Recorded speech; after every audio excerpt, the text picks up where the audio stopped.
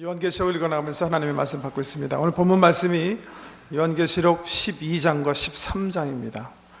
거기 보시면 주님 오시기 전 우리 세상에 사는 사람들이 큰 환난을 경험하게 되는데, 그 환난기에 교회를 음해하고 하나님을 비방하게 될 새 인격체가 소개가 되어 있습니다. 12장에는 용이라고 나와 있어요. 크고 붉은 용. 13장에 보면 두 짐승, 한 짐승은 바다에서 나오고 또 한 짐승은 땅에서 나오는 그런 환상인데요, 새 인격체입니다. 어떤 성경학자들은 이 새 인격체를 일컬어서 악의 삼위일체다 그렇게 표현을 하는데요, 12장의 용은 13장 두 짐승들을 주도하는 영적 존재, 사탄 마귀에 대한 것이고, 13장의 두 짐승은 실질적으로 이 세상에서 우리들이 보고 경험하게 될 사탄의 하수인들이 소개가 되어 있는 그런 장이 바로 12장 13장입니다. 요한계시록의 말씀, 우리 장로님이 기도하신 대로 1장 3절 말씀처럼 이 예언의 말씀을 읽는 자와 듣는 자들과 그 가운데 기록된 것을 지키는 자가 복이 있다 그러셨는데요, 12장 13장을 한번 읽어나가면서 주신 귀한 교훈을 얻도록 하겠습니다. 12장 1절 말씀 보세요. 12장은 말씀드린 것처럼 영적 이벤트들이 기록되어 있어요. 이거는 사실은 우리가 이렇게 보고 경험할 수 있는 그런 것들은 아니에요. 영적 전쟁, 영적 싸움, 우리가 경험하거나 볼 수 없는 가려진 세계에서 일어나는 그런 얘기. 그렇지만 이 영적 사건은 실질적으로 펼쳐질, 우리가 이 땅에서 경험할 대환란기에 아주 중요한 단서들을, 근거들을 제공해주는 그런 장이라고 할 수 있습니다. 어떤 일이 12장에서 소개되는지 한번 먼저 6절까지 제가 읽어드릴게요. 하늘에 큰 이적이 보이니 해를 옷 입은 한 여자가 있는데 그 발 아래에는 달이 있고 그 머리에는 12별의 관을 썼더라. 이 여자가 아이를 베어 해산하게 되매 아파서 애를 쓰며 부르짖더라. 하늘에 또 다른 이적이 보이니 보라, 한 큰 붉은 용이 있어 머리가 7이요 뿔이 10이라. 그 여러 머리에 7 왕관이 있는데 그 꼬리가 하늘의 별 3분의 1을 끌어다가 땅에 던지더라. 용이 해산하려는 여자 앞에서 그가 해산하면 그 아이를 삼키고자 하더니 여자가 아들을 낳으니 이는 장차 철장으로 만국을 다스릴 남자라. 그 아이를 하나님 앞과 그 보좌 앞으로 올려가더라. 그 여자가 광야로 도망하며 거기서 1260일 동안 그를 양육하기 위하여 하나님께서 예비하신 곳이 있더라. 1절에서 6절까지 세 인물이 등장하죠. 하나는 여인, 또 하나는 여인이 진통 가운데 난 아이, 그 다음에 아이를 삼키려고 하는 용, 이 세 가지예요. 아이는 누굴까? 아이보다 더 쉬운 게 용인데요, 용에 대한 설명은 2절 내려가면 나와요. 9절 보세요. 큰 용이 내쫓기니 옛뱀 곧 마귀라고도 하고 사탄이라고도 하며 온 천하를 꿰는 자라, 그렇게 나와 있죠. 그러니까 용은 뭐 나와 있네요. 누구예요? 사탄이에요. 사탄이 지금 아이가 난 아이를 삼키려고 하는데 아이가 삼킴을 받지 않고 하나님 보좌 위로 그냥 올라갔어요. 이 아이는 누굴까요? 설명하고 있어요. 여기 보세요. 6절에 여자가 아들을 낳으니 이는 장차 철장으로 만국을 다스릴 남자라. 누구예요? 우리 예수님이시죠. 그러니까 여자가 누군가 감이 잡히죠. 여자가 누구예요? 이 아이를 낳기 위해서 수고한 구약의 교회죠. 이 아이를 낳기 위해서 구약의 역사가 기록이 되어 있잖아요. 아담과 하와부터 시작해서. 여러분, 그 유명한 그 창세기 3장의 복음을 기억하세요? 성경학자들이 원시복음이다 라고 얘기하는, 한번 찾아볼까요? 창세기 3장 한번 가볼까요? 그 복음이 여기서 성취되는 건데요, 창세기 3장 14절. 아담과 하와가 선악과를 따먹고 죄를 범해서 이제 하나님과의 관계가 깨졌어요. 이때 우리 하나님께서 나타나셔서 그들을 책망하신 다음에 가죽옷을 해외 입혀주시고 이런 예언의 말씀을 하세요. 14절. 여호와 하나님이 뱀에게 이르시되 내가 이렇게 하였으니 내가 모든 가축과 들의 모든 짐승보다 더욱 저주를 받아 배로 다니고 살아있는 동안 흙을 먹을지니라. 내가 너로 여자와 원수가 되게 하고 내 후손도 여자의 후손과 원수가 되게 하리니 여자의 후손은 내 머리를 상하게 할 것이요 너는 그의 발꿈치를 상하게 할 것이니라 하시고, 사탄이 뱀 속으로 들어가서 하와를 유혹해서 하나님의 말씀을 저버리게 했어요. 그렇지만 그 여자가 난 후손 중에 한 인물이 네 뱀의 머리를 때릴 것이다. 너 뱀은 그 후손의 발꿈치를 물겠지만 그 후손은 뱀의 머리를 상하게 할 것이다. 그렇게 예언의 말씀이 있는데, 예언의 말씀이 언제 성취되는 거죠? 예수님 오시면 성취되는 거예요. 예수님 오시자마자 그냥 이 뱀이, 사탄이 예수를 죽이기 위해서 막 헤롯 왕을 충동해가지고 2살 밑에 난 어린이를 다 죽이려고 애를 쓰죠. 그래도 안 되니까 공생애 하시는 동안에, 사역하시는 동안에 예수님을 제거하기 위해서 갖은 모략과 작전을 동원해서 예수를 죽이려고 하다가 결국 십자가에서 그를 죽이죠. 그러나 그 죽음을 통해서 우리 예수님은 어떻게 해요? 살아나시는 거예요. 오히려 그 죽음을 통해서 어떻게 하는 거예요? 사탄을 잡으시는 거예요. 사탄의 머리를 때리시는 거예요. 그 사건, 그 구원의 역사를, 사탄의 권세를 깨트리는 사건을 창세기 3장 14, 15절에서 말씀하셨는데, 다시 요한계시록 가보면 그 사건을 이 3장 5절에서 아주 간략하게 정리하고 계세요. 여자가 아들을 낳으리니, 4, 5절, 그 아이를 삼키고자 하더니 여자가 아들을 낳으니 이는 장차 철장으로 만국을 다스릴 담자라. 그 아이를 하나님 앞과 그 보좌 앞으로 올라가더라. 용이 아이를 죽이려고, 삼키려고 했지만 결국 그 태어난 아이는 하나님 보좌 앞으로 승천해 가더라. 승리의 주로 올라가시는 모습이 소개가 되어 있어요. 영적으로 일어난 일들이에요.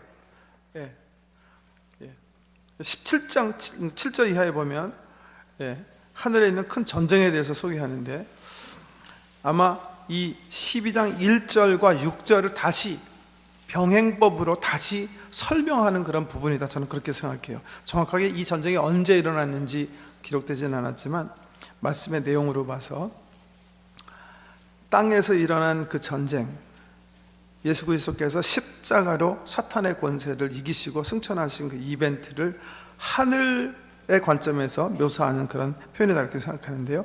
읽어드립니다. 하늘의 전쟁이 있으니 미가엘과 그의 사자들이 용과 더불어 싸울세 용과 그의 사자들도 싸우나 이기지 못하여 다시 하늘에서 그들이 있을 곳을 얻지 못한지라. 큰 용이 내어 쫓기니 옛뱀 곧 마귀라고도 하고 사탄이라고도 하며 온 천하를 꿰는 자라. 그가 땅으로 내쫓기니 그의 사자들도 그와 함께 내쫓기니라. 내가 들으니 하늘에 큰 음성이 있어 이르되 이제 우리 하나님의 구원과 능력과 나라와 또 그의 그리스도의 권세가 나타났으니 우리 형제들을 참소하던 자 곧 우리 하나님 앞에서 밤낮 참소하던 자가 쫓겨났고 또 우리 형제들이 어린 양의 피와 자기들의 증언하는 말씀으로 그를 이겼으니 그들은 죽기까지 자기들의 생명을 아끼지 아니하였도다. 그러므로 하늘과 그 가운데 거하는 자들은 즐거워하라. 그러나 땅과 바다는 화했을진저 이는 마귀가 자기의 때가 얼마 남지 않을 줄을 알므로 크게 분하여 너에게 내려갔음이라 하더라. 마지막 말이 제일 중요한 것 같아요. 예수님도 십자가 통해서 사탄의 머리를 때리셨어요. 그 의미를 천사의 관점에서 얘기하면 미가엘과 천사장들이 이 사탄과 사탄의 수종자들을 큰 영적 전쟁에서 승리하는 모습으로 다시 얘기하고 계세요. 우리 예수님도 이기시고 미가엘 천사장도 이겼어요.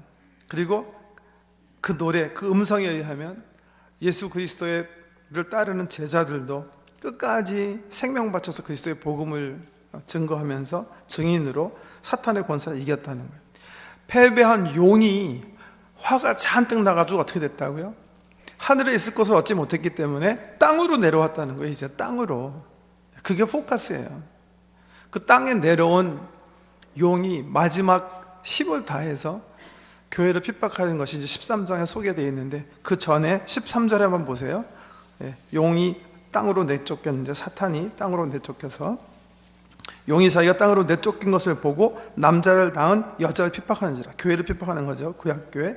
그 여자가 큰 독수리의 두나리개를 받아 광야 자기 곳으로 날아가 거기서 그 뱀의 낯을 피하여 한 때와 두 때와 반 때를 양육받으며, 하나님께서 보호하신다는 거죠.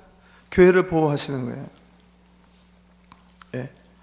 인치시면서 보호하시는 거랑 마찬가지죠. 여자의 뒤에서 뱀이 그 입으로 물을 강같이 토하여 이 여자를 물에 떠내려가게 하려 하되 땅이 여자를 도와 그 입을 벌려 용의 입에서 토한 강물을 삼키니. 보호하심인데요, 17절에 보면 아주 중요한 말씀입니다. 용이 여자에게 분노하여 돌아가서 그 여자의 남은 자손, 그 여자의 남은 자손, 구약교회를 핍박하다가 그 다음에 어떻게 돼요? 하나님께서 계속 보호하시니까 용이 더 화가 나서 돌아가서 그 여자의 남은 자손, 곧 하나님의 계명을 지키며, 구약이죠, 예수의 증거를 가진 자들과 더불어 싸우려고 바다 모래 위에 섰더라. 무슨 말이죠? 여기서 얘기하는 여자의 남은 후손은 그렇게 되면 신약교회가 되는 거죠. 왜? 설명하고 계시잖아요. 하나님의 계명을 지키며, 구약에 적혀있는 하나님의 계명을 지키며, 그 다음에 뭐예요? 예수의 증거를 가진 자들과 더불어 싸우려고 바다 모래 위에 섰더라.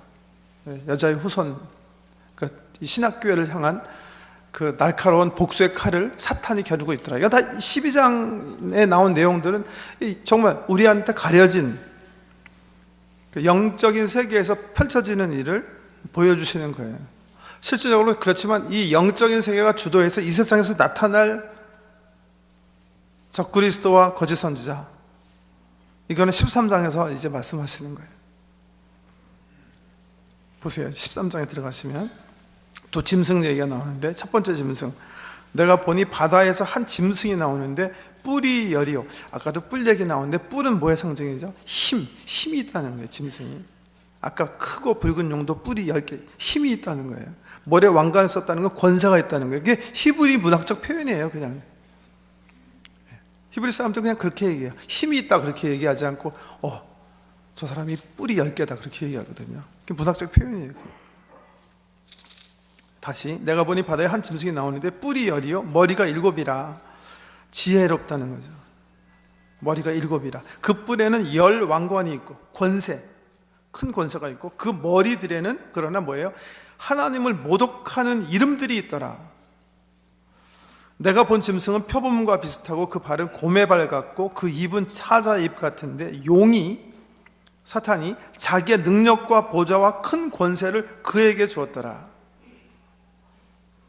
그의 머리 하나가 상하여 죽게 된 것 같더니 그 죽게 되었던 상처가 나음에 온 땅이 놀랍게 여겨 짐승을 따르고, 용이 짐승에게 권세를 주므로 용에게 경배하여 짐승에게 경배하여 이르되, 누가 이 짐승과 같으냐? 누가 능히 이와 더불어 싸우려 하더라. 엄청나게 능력이 있고 머리가 좋고 권세가 있는 한 짐승이 등장하는데요, 이 짐승은 사단에게 권세를 받았어요. 사단에게 권세를 받았어요. 그런데 무슨 일을 해요? 예수님과 비슷한 일을 하는 거예요. 죽었다가 살아난다는 거예요. 머리가 상해서 죽었는데 그런데 다시 살아난다는 거예요. 이것 때문에 세상이 놀라는 거예요. 이것 때문에 세상이 경배하기 시작하는 거예요. 생명이 끊어졌는데 살아나요. 생명이 없어졌는데 살아나요. 우리 예수님이 흉내내는 것 같죠, 그죠? 그런데 이 짐승은 아주 공개적으로 하나님을 비방하네요. 5절에 보면 또 짐승이 과장되고 신성 모독을 말하는 입을 받고 또 42달 동안, 한때 두때 셋때죠, 반때죠. 그러니까 3일 반, 42달, 다 같은 말이에요. 그렇죠? 1260인가 80인가, 다 같은 기간인데요. 마지막 큰 환란기 3년 반 동안인데요, 일할 권세를 받으니라. 짐승이 입을 벌려 하나님을 향하여 비방하되 그의 이름과 그의 장막 곧 하늘에 사는 자들을 비방하더라. 곧 권세를 받아 성도들과 싸워 이기게 되고 각 족속과 백성과 방언과 나라를 다스리는 권세를 받으니 이랬어요. 굉장히 중요한 말씀이죠. 이 짐승의 영향력이 어떻다고요? 이게 무슨 로컬리티가, 그러니까 뭐 한 지방에 국한되는 거 아니, 한 나라에 국한되는 게 아니고 뭐라고 써 있어요? 전 세계적이라는 거예요. 전 세계적이라는, 각 나라, 족속, 방언, 이 사는 모든 사람들이 이 짐승의 권세를 경험하게 되는 거예요. 아직 그런 권세는 나타나지 않았죠. 우리 주위를 돌아보면. 그런데 이게 나타날 거라고 얘기했고, 여기 보니까 이 짐승이 어떻다고요? 권세를 받아서 성도들과 싸워서 이겼대요. 예. 지난주에 살펴본 말씀 기억나세요? 11장 말씀 한번 보세요. 다시 돌아가서 11장에 보면 7절에 성도들이 무저갱에서 나온 짐승과 전쟁에서 죽임을 당하는 모습이 기록되어 있어요. 7절, 그들이 증언을 마칠 때에 무저갱으로부터 올라오는 짐승이 그들과 더불어 전쟁을 일으켜 그들을 이기고 그들을 죽일 터인즉 그랬잖아요. 3년 반 큰 환란기에 교회와 사탄의 세력인 적그리스도와 적그리스도의 나라, 그리고 거짓 선지자들과 큰 전쟁을 벌이게 돼 있어요. 근데 교회가 주로 핍박받는 거예요, 여러분. 그래서 교회가 실질적인 세상의 관점의 싸움에서 보면 져요. 잡혀서 죽게 돼 있어요. 순교하게 돼 있어요. 그만큼 이 뭉쳐지는 세상 권력이 굉장히 큰 권력이라는 거 아세요? 이 권력은 여기 소개한 대로 모든 나라와 민족과 족속 방언을 망라하는, 총라하는 그런 어떤 세력이에요. 이 말씀 때문에 지금 이게 정말 어떤 모양으로 나타날까 연구하시는 분들이 소위 뉴 월드 오더, 세계 어떤 그 새로운 어떤 형성을 자꾸만 이렇게 바라다보고 계시는 겁니다. 왜냐하면 이 권세가 아주 엄청난 권세로 여기 기록이 되어 있기 때문에. 근데 8절 계속 읽을게요. 8절에서 10절까지. 죽임을 당한 어린 양의 생명책에 창세 이후로 이름이 기록되지 못하고 이 땅에 사는 자들은 다 그 짐승에게 경배하리라. 누구든지 귀가 있거든 들을지어다. 사로잡힐 자는 사로잡혀갈 것이요 칼에 죽을 자는 마땅히 칼에 죽을 것이니 성도들의 인내와 믿음이 여기 있느니라. 13장에 나오는 그 짐승을, 그래서 신약 우리 마태복음 24장 예수님께서 감람산에서 얘기하신 말세 징조들과 겨루어 이것이 바로 멸망에 가증한 것이 거룩한 곳에 선 것을 보거든 이라는 그 적그리스도의 출현, 주님 오시기 전에 사탄의 권세를 받은 무저갱에서 올라온 짐승, 무저갱에서 올라온 짐승이기 때문에 이게 정말 어떤 영물인지 어떤 사람의 형태로 나타나는 게 적그리스도인지 역시 성경학자 간에 이견이 있는데요. 성경에 보면 엄청난 권세, 온 세계를 통틀어 뭔가 영향력을 과시할 수 있는 그런 능력의 지도자로서 적그리스도가 나타나는 거예요. 그리고 이 사람들이 특별히 죽었다 살아나요. 그래서 세상이 그 적그리스도를 경배하게 되어 있다는 거예요. 근데 그 적그리스도를 경배하도록 돕는 또 하나의 무리가 있어요. 그게 이제 그 다음 11절부터 나오는 거짓 선지자들인데요. 내가 또 봄에 또 다른 짐승이 땅에서 올라오니 어린 양같이 두 뿔이 있고 용처럼 말을 하더라. 이 짐승은 땅에서 올라오네요. 예, 악한 세력인데, 짐승인데 땅, 그러니까 사람이란 얘기죠.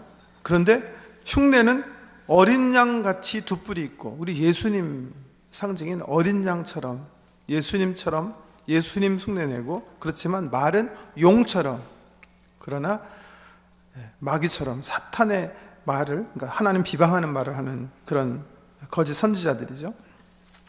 그가 먼저 나온 짐승의 모든 권세를 그 앞에서 행하고 땅과 땅에 사는 자들을 처음 짐승에게 경배하게 하니 곧 죽게 되었던 상처가 나은 자라.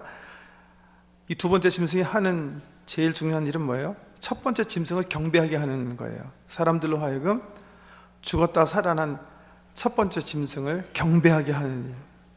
어떻게 그 일을 가능하게 할까? 13절에 나와 있어요. 이 거짓 선지자가요, 이 두 번째 짐승은 큰 이적을 행하되 심지어 사람들 앞에서 불이 하늘로부터 땅에 내려오게 하고 짐승 앞에서 받은 바 이적을 행함으로 땅에 거하는 자들을 미혹하며 땅에 거하는 자들에게 이르기를 칼에 상하였다가 살아난 짐승을 위하여 우상을 만들라 하더라. 그가 권세를 받아 그 짐승의 우상에게 생기를 주어 그 짐승의 우상으로 말하게 하고 또 짐승의 우상에게 경배하지 아니하는 자는 몇이든지 다 죽이게 하더라. 여기 보세요. 이 거짓 선지자가 얼마나 능력을 행해요? 어떻게 한다고요? 하늘에서 불을 내리게 하는 이적을 행하고, 또 하나는 뭐예요? 첫 번째 짐승 모양의 우상을 만들게 해요. 뭐로 만들지는 모르죠. 뭐 금으로 만들지, 은으로 만들지, 동으로 만들지, 나무로 만들지 모르겠는데 그 형상을 만들었어요. 근데 어떻게 했다고요? 그 우상에게 생기를 불어넣었다고 그랬어요. 생기. 마치 우리 하나님께서 아담을 흙으로 만드시고 생기를 불어넣으셔서 생명이 되게 하신 것처럼 이 적그리스도에게 용으로부터 적그리스도부터 능력을 부여받은 이 거짓 선지자가 이적을 행하는데 하늘에서 불만 내릴 게 아니라 우상을 만들어서 생기를 불어서 그 우상이 어떻게 말하게 한다 그랬어요. 엄청난 능력이죠. 엄청난 기술이죠. 그리고 그 짐승의 우상에 경배하지 않는 사람은 어떻게 죽이게 하더라, 그렇게 얘기하고 있어요. 주님 오시기 전에 이 적그리스도와 거짓 선지자와 용의 권세, 마귀의 권세를 받아서 교회를 핍박하면서 이제 벌리는 어떤 그러면서 이제 그 16절 이하에 보면 그 통치 수단으로 사용할 짐승의 표에 대한 이야기, 아주 유명한 얘기죠. 기록되어 있습니다. 읽어드릴게요. 그가 모든 자, 곧 작은 자나 큰 자나 부자나 가난한 자나 자유인이나 종들에게 그 오른손에나 이마에 표를 받게 하고 누구든지 이 표를 가진 자 외에는 매매를 못하게 하니 이 표는 곧 짐승의 이름이나 그 이름의 수라. 지혜가 여기 있으니 총명한 자는 그 짐승의 수를 세어보라. 그것은 사람의 수니 그의 수는 666이니라. 666 유명한 얘기, 짐승의 뼈 얘기가 나오는데 이 표는 적그리스도와 거짓 선지자가 뭐 하는 거예요? 보세요. 적그리스도는 그 세력이 어떻다고요? 전 세계적이에요. 근데 이 짐승의 표를 가지고 뭘 하는 거예요? 매매를 통제하는 거예요.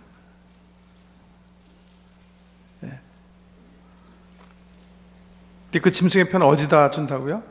이마나 오른손.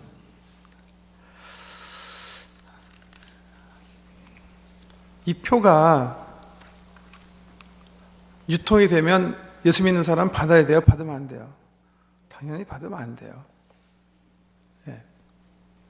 그래서 요즘 우리 기독교계에 화제가 되고 있는 그 표가 하나 있어요. 베리칩이라는 거예요. 생체칩. 제가 3달 전에 마태복음 24장 말씀, 계시록 시작하기 전 인트로덕션 하면서 잠깐 말씀드렸는데요. 생체칩 들어보셨죠? 바이오칩.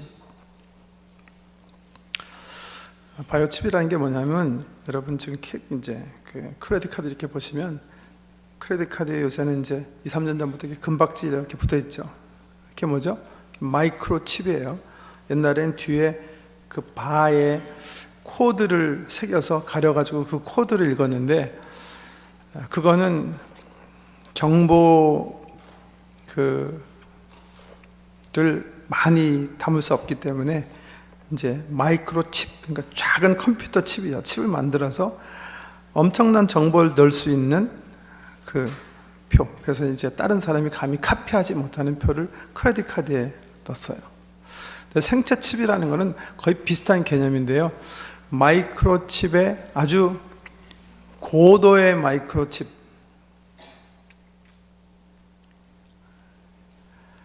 그러니까 저면 제 속의 DNA 정보, 그리고 제 몸의 건강을 이렇게 모니터할 수 있는 무슨 기능, 그리고 저만 아이덴티파이 될 수 있는 그런 번호, 이런 마이크로 칩인데, 크레딧 카드에 찍어 놓는 게 아니라 어디다 찍어 놔요? 몸속의 주사기를 통해서 아주 그냥 이 쌀알만한 크기보다 쌀알 3분의 1인가요? 그 크기의 그 칩스인데 이제 생체 속에 이렇게 집어넣어서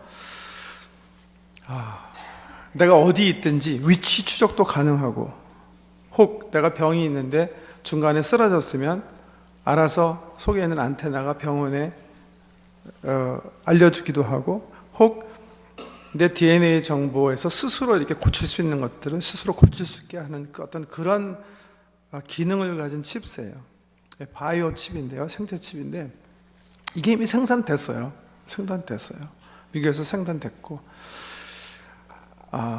특별히 이제 건강이 아주 나쁜 사람, 혹은 어떤 애견용 동물에도 이렇게 넣어서 분실되지 않게 위치 추적할 수 있게 또 사용되고 있고, 또 이제 지적인 어떤 능력이 낮아서 혼자 자기 육신을 감당하지 못하는 사람, 이런 사람들 위해서, 그러니까 복지를 위해서 이게 만들어 놓은 건데, 이 생체 칩이 지금은 아주 빠른 속도로 발달하고 있어요. 왜냐하면 되게 미래학자들이 얘기하는 거예요. 이제 크레딧 카드 시대는 이제 종치게 될 것이고, 이 생체 칩이라는 게 굉장히 현실화될 것이다. 그래가지고 바이오 칩 연구하는 데서는 정부의 또 지원도 받았고 엄청난 돈을 이제 퍼부으면서 연구를 하면서 개발시키고 있는 거예요. 그런데 오바마 정부가 들어서면서 건강보험 제도를 미국에서 도입하기 시작하지 않습니까? 캐나다는 일찍부터 건강보험이 있었지만 미국은 그렇지 않았거든요. 아주 가난한 사람들은 나라에서 도움을 줬지만 그렇지 않은 경우는 다 지가 지돈 내서 고치는 거예요. 근데 오바마 정부 들어오면서 이제 자유당 정권이니까 더 이제 전체 국민 보험 쪽으로 가는 거예요. 다만 지금 이제 미국이 그 서프라임 사태 이후로 너무나 경제적인 타격을 받아서 실천하고 있지 못하는데, 연구하고 또 발표하고 계획은 수립해 놨어요. 그 수립에 의하면 지금 이제 경제가 회복되는 그 시점을 대충 이제 다시 이제 풀리 건강보험을 이제 가동할 수 있는 그런 그 시점을 2017년으로 잡고, 2017년까지 더 놀라운 것은 이 베리칩을 미국 모든 사람의 생체 속에, 이제 바지 속에 넣겠다는 거예요. 그래서 미국 시민 잘 살게 하겠다는 거죠. 이렇다면 건강에 문제가 생기더라도 금방금방 발견할 수 있고, 또 더군다나 이제 미국이 굉장히 중요하게 생각하는 게 그 안보 아닙니까? 안보, 테러. 자기 국민에게 확실한 그 아이디를 줄 수 있고 또 통제할 수 있는, 자기네가 실질적으로 안보가 필요해서 추적하려면 항상 추적할 수 있는 그런 기능을 이제 모든 국민 속에 이제 넣겠다는 계획을 가지고 2017년 이 계획 중이죠. 아직 실천한 건 아니고, 그게 이제 발표되면서 이제 교계에서 이제 이건 문제 삼기 시작한 거예요. 그래서 실질적으로 카나다에서 좀 잠잠했습니다만은 작년 한 해 이 캘리포니아 교계에서는 이 생체 칩 문제 때문에 이거 받아야 되는 건가, 받지 말아야 되는 건가 하는 문제가 심각하게 대두된 거예요.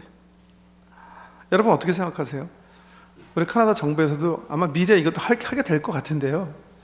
여러분 건강을 위해서, 복지를 위해서 정부에서 생체칩을 만들어 가지고 모든 국민이 카드 대신에 이거 우리 몸속에 삽입시킨다. 그럼 어떻게 해야 될까요? 우리가 이거 받아야 될까요? 이게 짐승의 표니까 받지 말아야 될까요? 짐승의 표로 갈 가능성이 많기 때문에 받지 말아야 될까요? 아니면 우리 복지부에서 받아도 상관없을까요? 우리 예수 믿으니까 구원 넣었으니까 이거 받아도 상관없는 걸까요? 이게 실질적으로 말씀드린 것처럼 작년에 캘리포니아 중심으로 미국 교계를 막 흔들었던 이슈예요. 한쪽에서는 절대 받으면 안 된다, 이건 짐승의 표다, 그렇게 얘기하시면서 계속 이거 중심으로 공상소설도 많이 나온 것 같아요. 왜 그러신 분 있잖아요. 뭐 이렇게 쌍둥이 타워, 월드 트레이드 센터가 무너졌을 때 이건 다 미국 정부가 한 거다, 뭐 그렇게 얘기하는 분들이 있으시잖아요. 마릴린 먼로 주인공은 FBI다, 뭐 그런 좀 뭐 정말 그럴 수도 있습니다만은, 주로 그런 발상 쪽으로 가시는 분들 가운데 이때는 하고 이제 베리칩스 가지고 여기 이제 적그리스도 출연 등등 해가지고 뭐 월드오더가 어떻게 되고 어떻게 돼가지고 정말 공상 소설을 쓰셔가지고 우리 기독교계 베스트셀러가 돼가지고 엄청난 뭐 책도 파시고 돌아다니면서 강연도 하시고 하는 그런 분들도 계시고, 또 한편으로는요 또 굉장히 제가 좀 깜짝 놀란 게 미국 교계, 그러니까 미국 우리 한인교회 총연합회에서 그냥 두서없이 충분한 이유 없이 그냥 발표하신 게 있어요. 그건 뭐냐면 베리칩 괜찮다. 이거는 짐승의 표라는 거는 우리가 하나님께서 우리에게 인찍는 게 보여요, 안 보여요? 안 보이잖아요. 그래서 상징적인 거기 때문에 예수 믿는 사람이 복지를 위해서 베리칩 받으라고 상관없다. 이거는 짐승의 표라고 볼 수 없다. 그렇게 그냥 딱 발표를 해보셨어요. 그래서 양극단, 한쪽에서는 이건 짐승의 표니까 절대로 안 된다.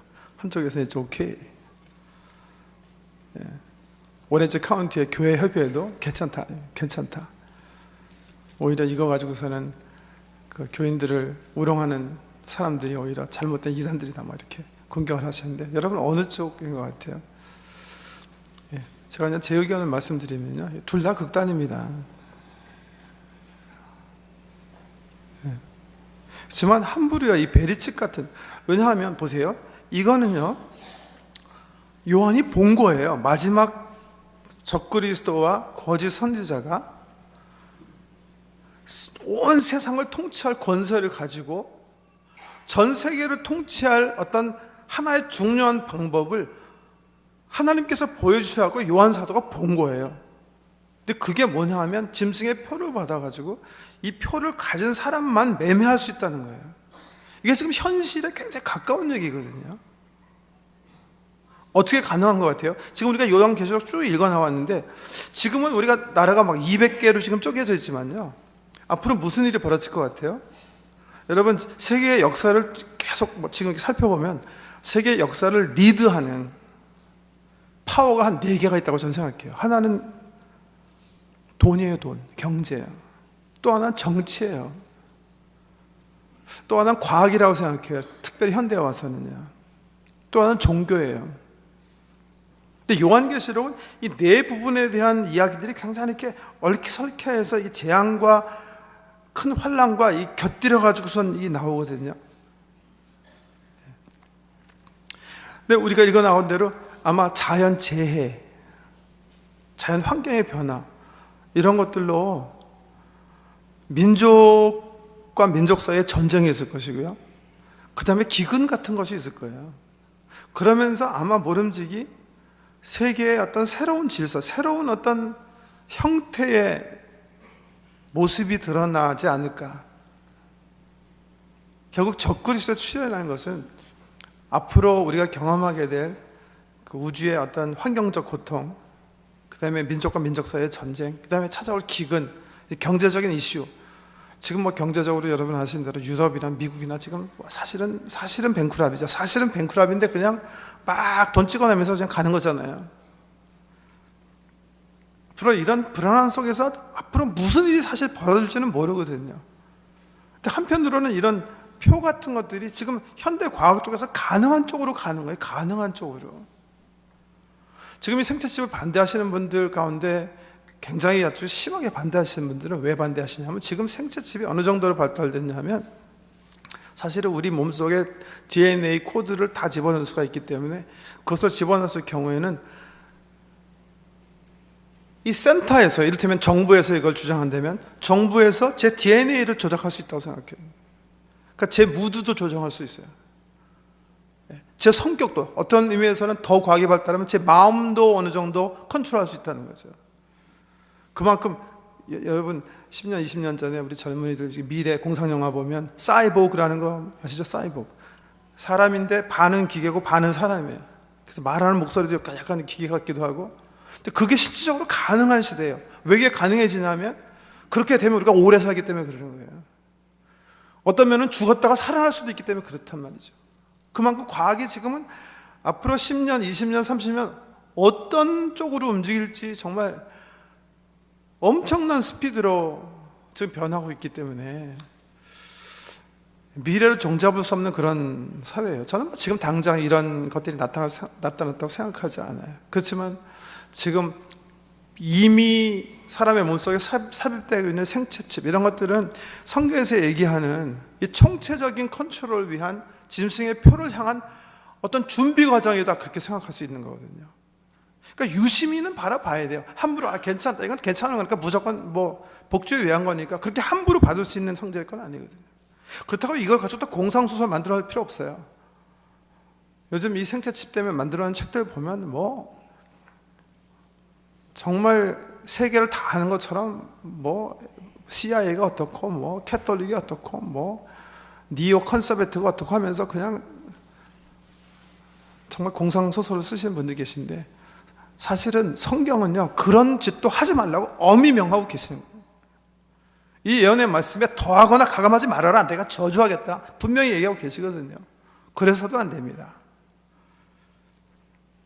성경을 두려운 마음으로 말씀인 그대로 붙잡고, 왜? 예언의 성취는 역사입니다. 역사가 흘러가야 사실 아는 거예요. 그렇지만 이 주님 오실 즈음에서 주신 이 징조들은 우리 가슴에 담고 깨어서 살라고 하나님께서 주신 거니까 경각심을 가지고 바라봐야 되는 거예요. 저는 그렇게 생각해요.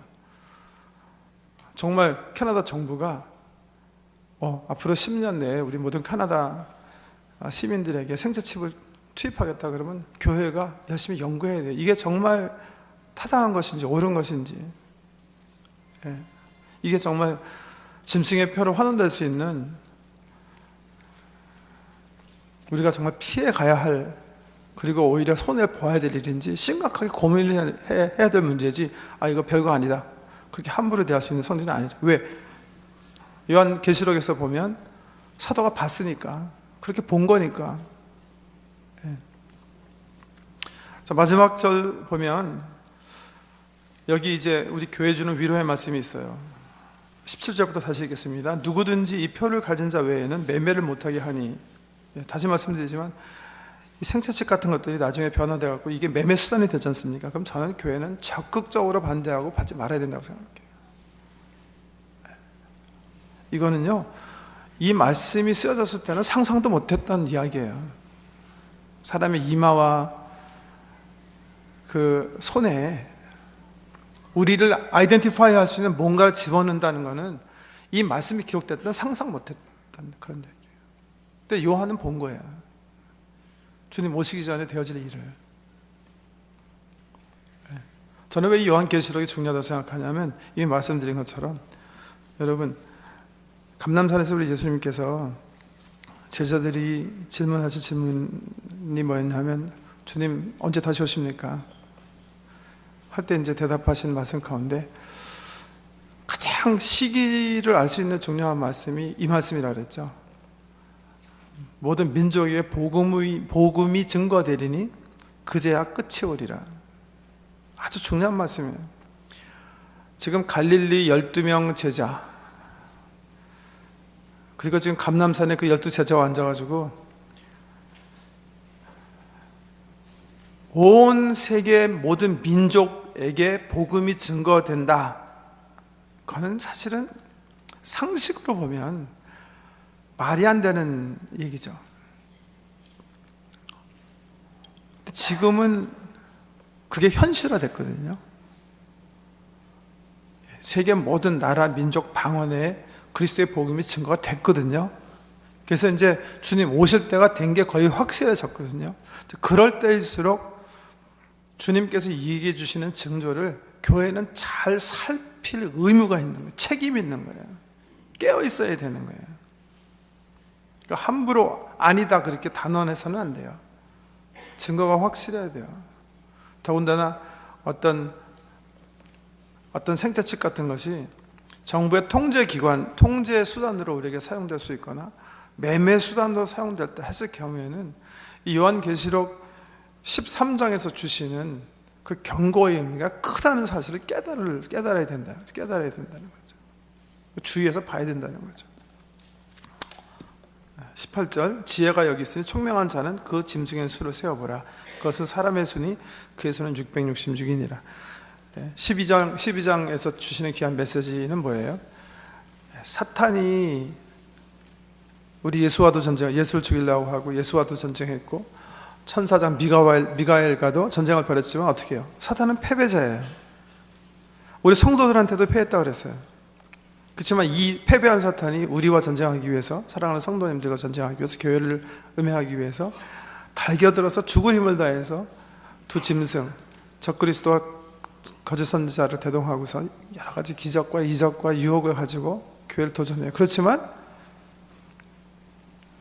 그들은 어떻게 이 짐승은 뭐예요? 결국 666이다. 666은 뭐예요? 사람의 수다. 온전한 수는 777이거든요. 7촛대, 7교회. 온전하지 못한 것들이 다른 거예요. 능력이 한정적이다. 결국 패배하게 된다, 그런 말씀이에요. 그러니까 교회는 어떻게 하라는 거죠? 죽기까지 싸우면서 승리하라는 거예요.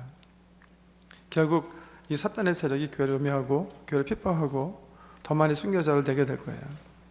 저는 그렇게 생각해요. 그래서 요한계시록 읽어보면 아까 말씀드린 것처럼 과학, 종교, 정치, 경제, 이것이 하나로 통틀어서 융합되어질 날이 올 거예요. 그러면서 세계의 새로운 질서가 형성이 될 겁니다. 그래서 교계, 거짓 선지자들, 하나님을 배반한 교회들은 결국은 창조주 하나님을 믿지 않을 겁니다. 진화를 믿을 거예요. 과학자들이 얘기하는. 그리고 예수를 통한 구원을 더 이상 말하지 않을 겁니다. 왜 저는 그렇게 생각하냐면 지금 이미 그런 현상이 일어났기 때문에 그래요. 교계에서. 교회 내에서도 왜 예수만 믿어야 구원받는가? 다른 종교도 구원이 있다 하는 배교. 나중에 이제 19장 공부하면서 나오겠지만 음녀입니다. 음녀. 여사였지만 복음을 저버린 그 음녀가 나오는데요. 결국 그러면서 종교, 그 다음에 생명과학공학을 통한 과학, 경제난을 통한 정부의 융합, 이런 것들이 지금 당장은 아니지만 미래에 일어날 일이고, 그걸 통해서 적그리스도가 큰 권력을 가지고 순수한 복음을 전하는 교회를 핍박하게 되고, 결국 교회와 세계와 마지막 대전쟁, 곡과 마곡의 전쟁이 벌어지는 그런 역사가 펼쳐질 것이다. 이렇게 계속 읽어나오면 생각하게 됩니다. 그러나 교회는 어떻게 돼요? 승리한 예수님과 함께, 승리는 이미 보장되어 있는 거예요. 보장되어 있는 거예요. 왜? 짐승이 아무리 큰 능력 가지고 덤비더라도 이들의 수는 666. 불완전, 실패. 결국은 하나님과 하나님 나라, 교회 승리로 세상을 끝나게 되어 있다를 우리에게 교훈해 주시겠습니다. 기도드리겠습니다. 아버지 하나님, 주님 오실 때가 얼마 남지 않은 임박한 시대에 사는 우리들이 깨어 근신하며 교회를 음해하고 대적하기 위해서 우는 사자처럼 도루다니는 사탄과 그 졸개들을 향하여 말씀과 성령의 능력으로 무장하고 기도로 준비하여 넉넉히 싸우며 승리하며 하나님께 영광 올릴 수 있도록 도와주시옵소서. 예수님 이름으로 기도드립니다.